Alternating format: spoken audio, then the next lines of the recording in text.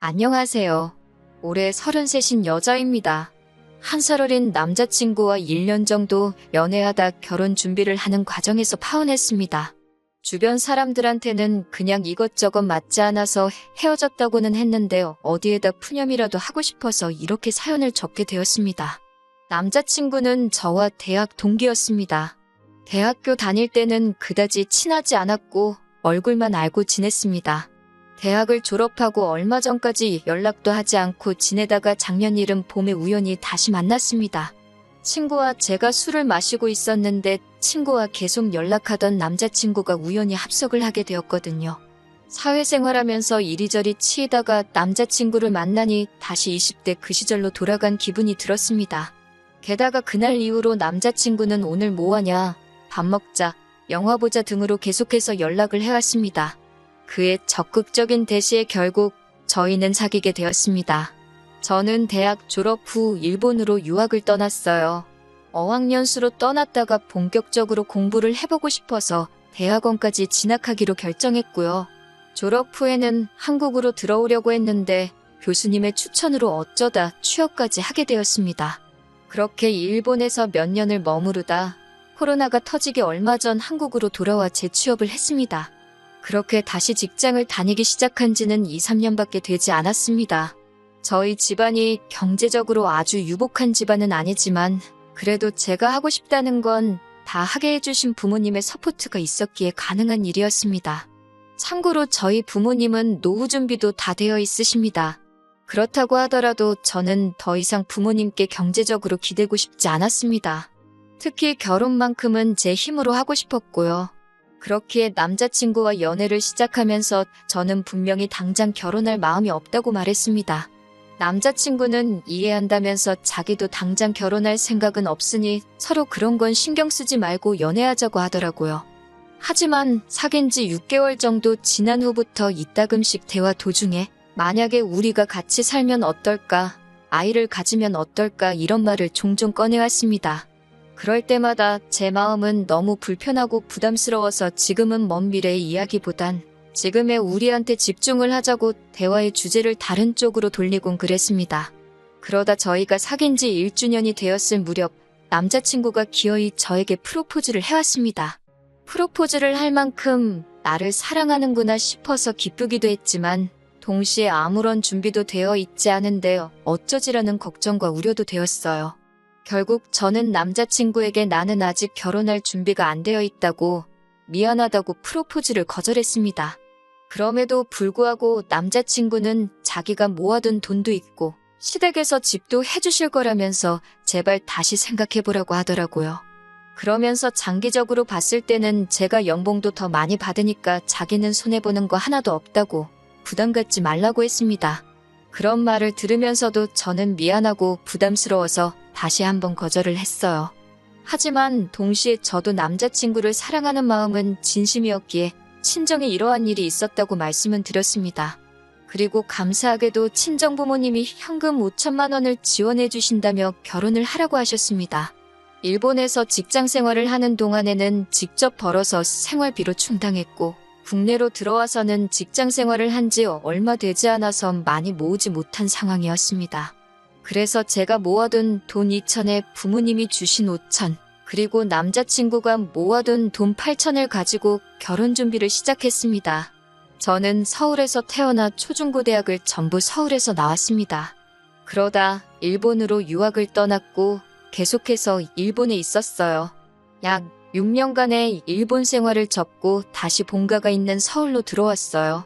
딱히 서울을 고집한 건 아닌데 어쩌다 보니 직장도 본가에서 멀지 않은 곳에 위치한 외국계 금융회사의 일자리를 구하게 되었습니다. 하지만 재취업을 하고 얼마 지나지 않아 코로나가 시작되었고 그 이후로 지금까지 계속 재택근무를 하고 있어요. 연봉은 6천 정도로 또래에 비해서 적은 편은 아니라고 생각합니다. 남자친구의 경우 서울에서 멀지 않은 곳에 위치한 지방의 토박이로 대학을 제외하곤 전부 그 지역에서 나왔습니다. 남자친구를 제외한 온 가족이 다 그쪽에 거주하고 있었고 남자친구도 저랑 결혼하면 다시 고향으로 내려가서 살고 싶다고 했습니다. 남자친구의 부모님은 그 지역에서 유명한 빵집을 운영하고 계셨는데 자기가 그 일을 배워서 물려받을 거라고 하더군요. 참고로 남자친구의 부모님이 준비해 주신다 하신 집도 그 지역이었습니다. 제 입장에서는 부모님과도 거리가 생기고 친구들도 자주 만나지 못하게 되니 아쉬움이 남았지만 그래도 집을 가지고 결혼 생활을 시작할 수 있으니 다행이다 싶었습니다. 그렇게 양가 상견례도 마치고 결혼식장도 정해지고 모든 것이 원만하고 순조롭게 흘러가고 있었습니다. 그러다 몇 주 전 남자친구와 함께 카페에서 데이트를 하던 때였습니다.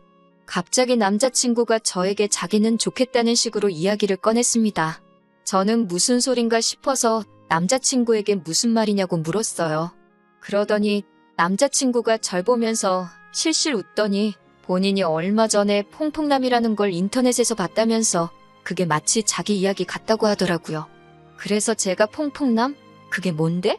라고 물어봤더니 힉힉 웃으면서 궁금하면 저더러 직접 인터넷에서 찾아보려고 하더라고요. 제가 좋은 거야? 라고 물어보니까 글쎄?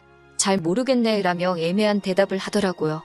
카페에서 남자친구가 화장실 간 사이에 저는 퐁퐁남이라는 단어를 인터넷에 검색했는데 결과를 보고 순간 어이가 없어서 말이 다 안 나오더라고요.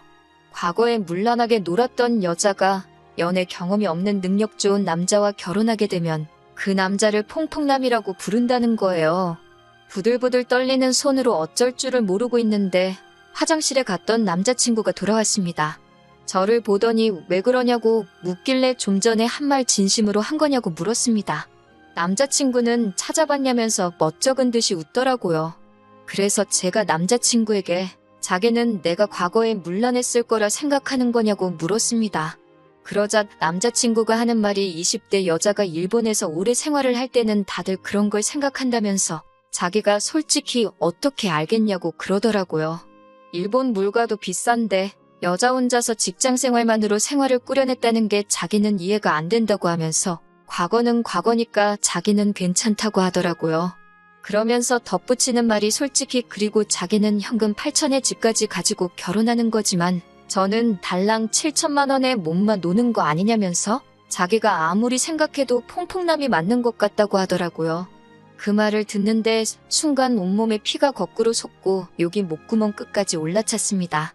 제가 자리를 박차고 일어나 카페를 나가려 하자 남자친구가 저를 붙잡더라고요. 그래서 이거 놓으라고 했더니 남자친구가 아니 대화를 내서 풀고 가라고 하는 거예요. 그래서 제가 애초에 결혼할 생각이 없는 나에게 결혼하자고 한 건 당신이라며 내가 결혼할 결심을 하게 된 건 당신이 내 모든 상황을 이해해주고 품어줄 수 있는 사람이라 믿었기 때문이라고 했습니다.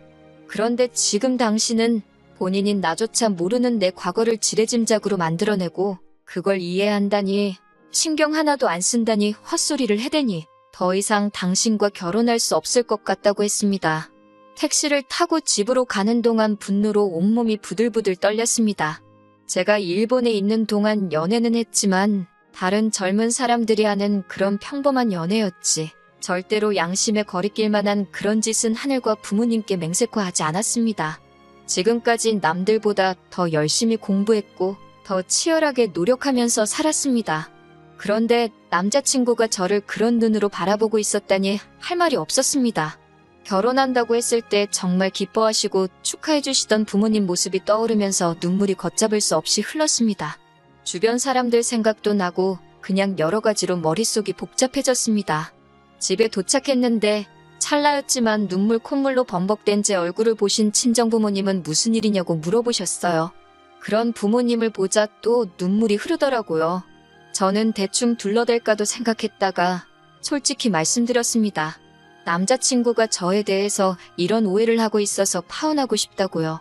그러자 친정아버지는 남자친구를 가만두지 않겠다며 당장이라도 쫓아가실 분위기였어요. 저는 그럴 필요도 없는 사람이라고 그냥 죄송하다고 했습니다. 친정부모님은 제가 죄송할 게 뭐 있냐면서 차라리 결혼 전에 그런 인간인 걸 알아서 다행이라고 생각하라 하시더군요. 남자친구는 그날 이후로 하루도 빼지 않고 수십 통씩 전화를 걸어왔습니다. 제가 죽어도 받지 않고 있으니 집 앞까지 찾아와 자기가 잘못했다며 실수로 그런 말을 한 거라며 한 번만 용서해달라고 빌더군요.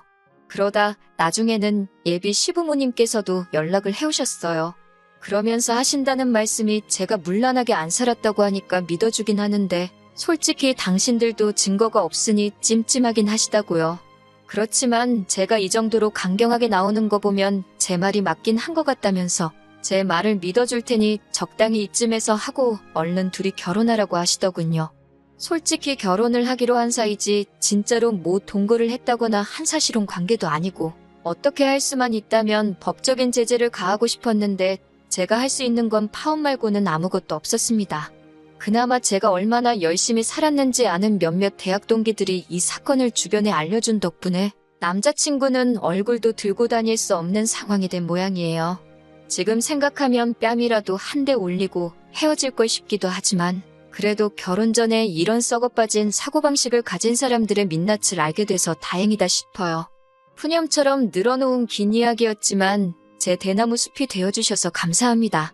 지인들에겐 이야기하기도 민망하고 창피해서 말도 꺼내지 못했지만 그래도 이렇게라도 전부 털어놓으니 조금은 후련하네요. 다시 정신 차리고 열심히 제 인생 살아봐야겠습니다.